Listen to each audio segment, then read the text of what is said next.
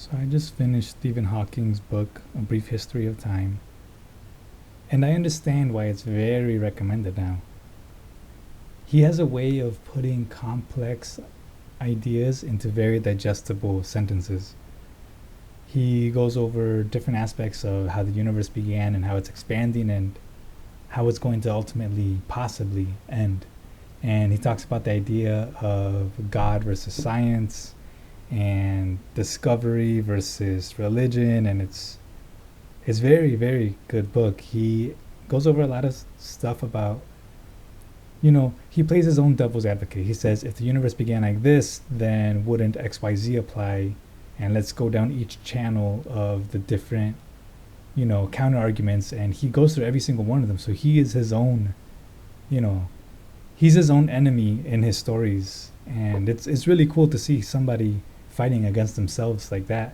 And he has a lot of background history of going up against other scientists and putting bets against them, seeing if his mathematics is going to work out, if not. And you wonder, like, is that very much so him being arrogant or confident?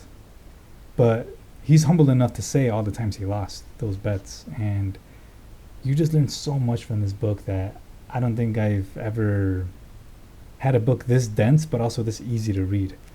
Um, there was a lot of content about black holes and what happens once you go inside one, and when that change goes from classical physics to quantum mechanics, and trying to unify the universe with a single equation or a single set of equations, and all the different forces that you have to account for, and the spins of electrons. And if you are into science, you're really going to enjoy this book. He even broke down a question for me that I had about whether, you know, quantum mechanics applies to particles or if it applies to waves, because we're studying electromagnetic waves but with spin. And he clarifies that it's both. E&M waves can behave as a particle and as a wave. That's part of the duality of them. And he even talked about how there can be such thing as negative energy, which blew my mind, because I had read Brian Cox's book, and he had said that one of his theories is that once you go deep enough inside of a black hole, that space and time flip. So space becomes time and time becomes space. And then they got me thinking, well, will kinetic energy become potential, and will potential become kinetic? And are they negative energies at that point? But maybe they're just the way that we label them. They're possibly the same thing, but they're just labeled differently now, and they're just inverted.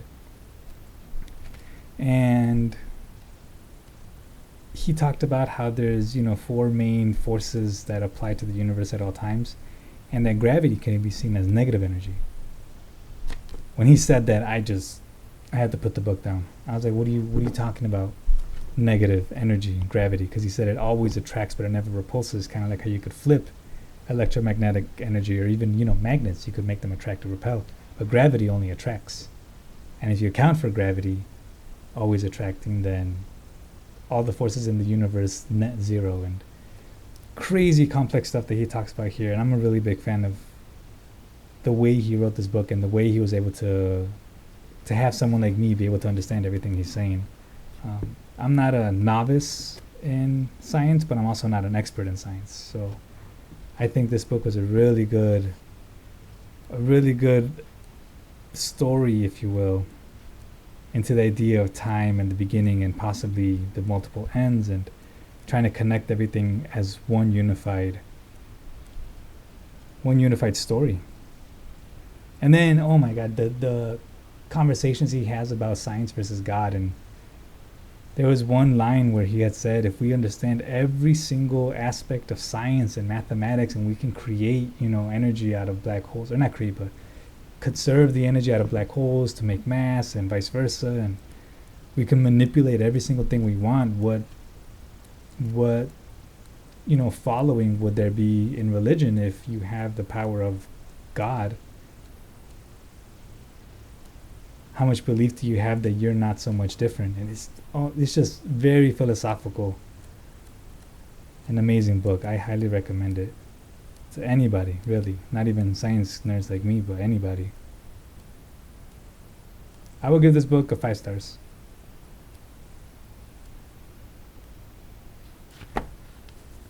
So go on and check it out, guys. See if you like it.